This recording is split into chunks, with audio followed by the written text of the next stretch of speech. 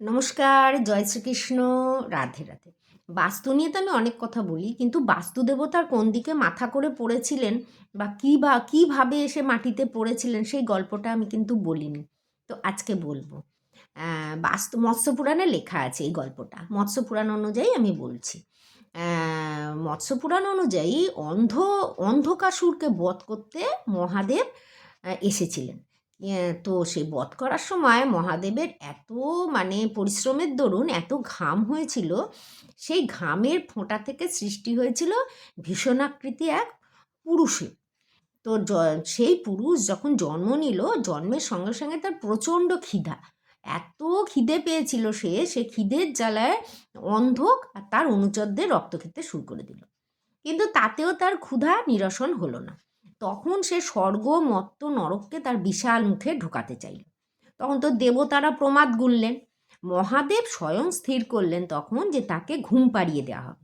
একে তো কী করছে, কিছুতে নিরস্ত করা যাচ্ছে না, তো সব ধ্বংস করে ফেলবে। তো তাকে কি করা হোক, ঘুম পাড়িয়ে দেওয়া হোক।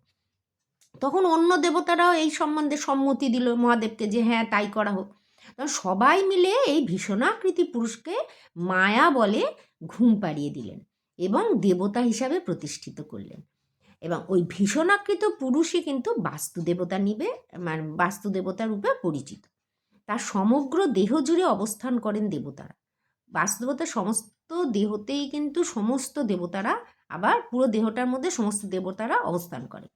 এই বাস্তু দেবতাকে ঘুম পাড়ানোর পর পৃথিবীতে ছুঁড়ে ফেলে দেওয়া হয়েছিল। যখন তিনি পৃথিবীতে এসে পড়েন, তখন তার মাথাটা ছিল উত্তর পূর্ব দিকে, মানে ঈশান কোণ আমরা যাকে বলি, উত্তর পূর্ব দিকে মাথা ছিল। আর পা ছিল দক্ষিণ পশ্চিম দিকে, মানে যেটাকে আমরা নৈরত কোণ বলি। আর হাঁটু ছিল দক্ষিণ পূর্ব দিকে, আর কনুই ছিল উত্তর পশ্চিম দিকে। তাহলে বুঝতে পেরেছেন?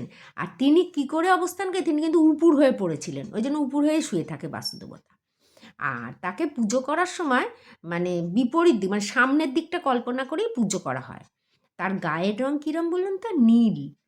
আর দেবতাদের আশিসেই তিনি সর্বজন দ্বারা পূজিত হন। ওই জন্য আমাদের বাস্তু পুজো করতে হয় ভিত তৈরির সময় বা বাড়ি তৈরির সময়, গৃহ নির্মাণের সময় তার পুজো করলে সমস্ত দেবদেবী গৃহস্বামীর ওপরে তুষ্ট হয়ে আশীর্বাদ করেন।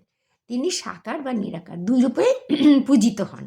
তো এটাই আজকে বাস্তু দেবতাকে নিয়ে বলা ছিল। আমি তো বাস্তু ফেংশুই দিই, তো বাস্তুর ব্যাপারটা আসলে দেবতা কোথা থেকে এলেন সেটা আমার বলার ছিল।